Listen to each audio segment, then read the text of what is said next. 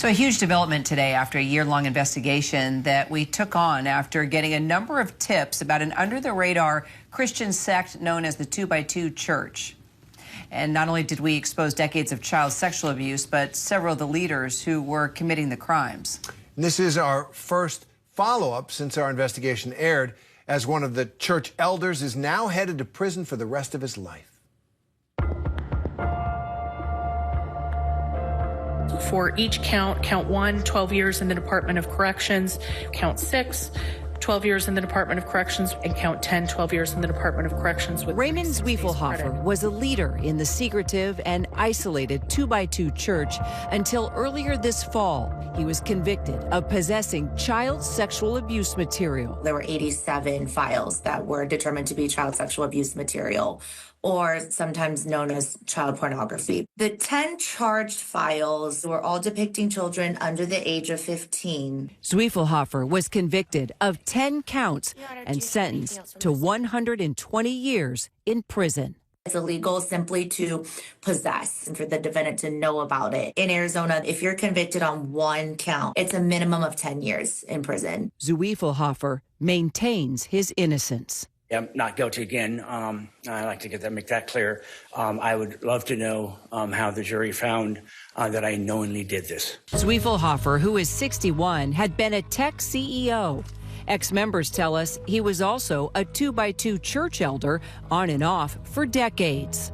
An elder leads a group of members in their home through church services. I would say there are almost always children present in the home meetings. The church is so secretive and isolated, most people haven't even heard of it.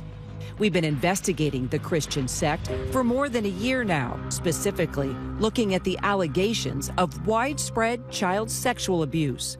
2x2 Church has a significant problem with child sexual abuse. It is systemic, and the cover-up of the abuse has been ongoing in the 2x2 Church for decades. Cynthia Lyles is a private investigator who's been digging deep into the church and says she works regularly with the FBI. Raymond Zwiefelhofer is one of most likely thousands. I have notified the FBI of over 1,000 accounts of child sex abuse and sex assault. What makes the 2x2 Church so unique is the way it operates. Ministers of the church are known as workers and live with members in their homes, usually for days at a time. We're getting reports of child sex abuse and sex assault committed by the highest level in leadership down to the regular members.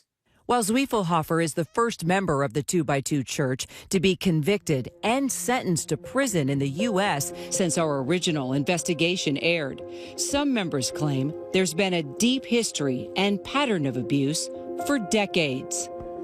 Somehow, the 2x2 Church has become a breeding ground for sex offenders and pedophiles. Hopefully, there will be more arrests and convictions coming. There's no one head of the church, but we did reach out to the overseer, the man in charge of Arizona who oversaw Zwiefelhofer. He never called us back. As for the former and current overseers with whom we did speak, all of them denied knowing anything about the widespread sexual abuse taking place within the 2x2 community. In a rare exclusive interview in June, we sat down with the FBI at the Omaha field office that's now leading the worldwide investigation. Have you ever heard of something this widespread? When we first put out the initial message requesting people provide us information, we did receive quite a bit of information. The FBI insists that anyone who experienced abuse should contact them. Let's say you arrest one person, 2 people.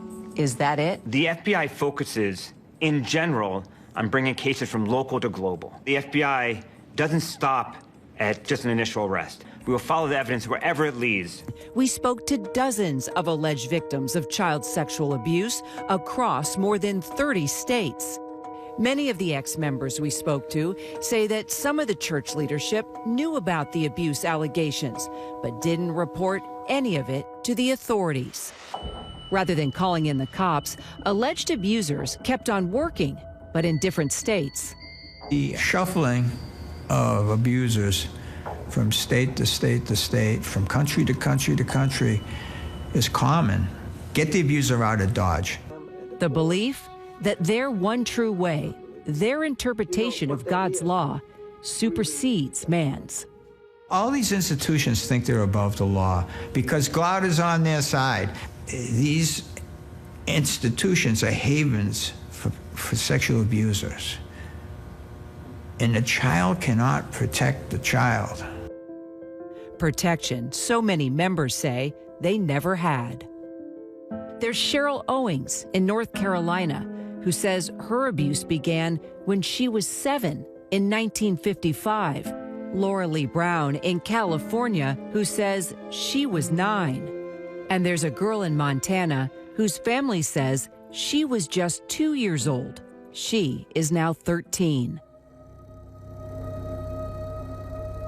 Sherry Autry says she was 14 when a worker named Steve Rose moved into her home. So Steve Rose moves into your house. What happened? So the first night, hey, Sherry, let's go down to the barn, tell scary stories, feed the dogs, and started kissing me. What happened next? It went from just kissing to him coming to my room at night. There was touching under the clothes. When we went to his room is when it was more explicit. And then what? He'd have me grab his penis. He'd be touching me everywhere, kissing me. You were 14, he was 28. I was a little girl. I hadn't started my period. There was nothing womanly about me. Rose stayed in Sherry's home for 2 months. She says the abuse happened every day. It took 3 years before Sherry could get the courage to tell her parents about Steve Rose. And when she did, they immediately believed her. Rose later wrote a letter to his overseer admitting to the abuse. I would like to say and make very clear, we did not have sexual intercourse. We did kiss and touch each other intimately. This did not happen with anyone else. I did not intend to cover this up, but I did not know how to handle it other than to leave the area and beg God to forgive me. Members of the church leadership never reported Steve Rose's abuse to the police, but his overseer, Eldon Tenniswood, recognized the abuse in a letter he wrote to Rose, saying, "Remember, Stephen, at that time you were 28 years old and she was 14 years old, which would make what you did a felony."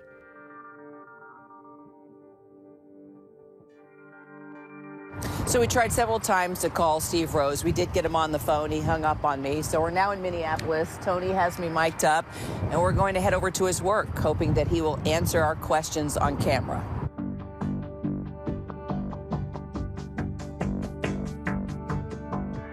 Is that right? Yep, that's him. Yep, that's him. I would say start approaching him. Ready? Steve Rose, Kira Phillips with ABC News.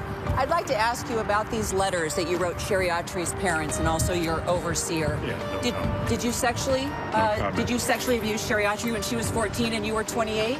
No comment. Sherry has been trying to find justice, but when we reached out to the Tulare County District Attorney's Office, we got this statement: any potential crime falls outside of California's statute of limitations. If my sharing my story protects one child, just one child anywhere, from being sexually abused, I'm willing to tell my story. That great piece there on a really important subject. Appreciate it. We'll continue to follow up, clearly, on all the accusations. They still continue.